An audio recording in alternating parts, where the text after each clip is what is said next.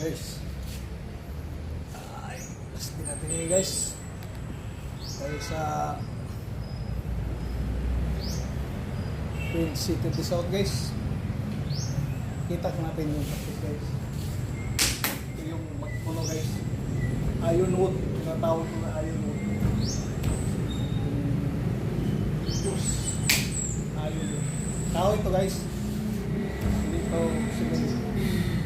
Ito yung pinapractice guys, maganda to. Yung iba sabi ng yung ibang practice, gaya ng wincham. Talagang mga iron wood yung nagamit nila. Atin dito guys, yung practice namin kahit saan. Hindi na kailangan yung pansimbag. Either wall cement, angki, o cement post. Ito yung kagandahan guys sa, sa hard training. Talagang mabisa guys. Kung magamit nyo sa guys sa street fight, pero pang self defense lang guys, huwag nyo i-abuso. Ito pinakita namin guys para at least yung mga tao, in-encourage namin talaga magti-training ng self defense guys, yung martial art, kasi sa kita natin sa social media guys, grabe na talaga guys.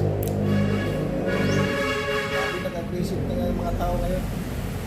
Kawawa talaga kung wala kang alam. Kasi pagtulungan ka, hindi ka lang talagang anong gawin mo. So dito, isang suntok mo lang, pag tinamaan yan, takbo yung iba.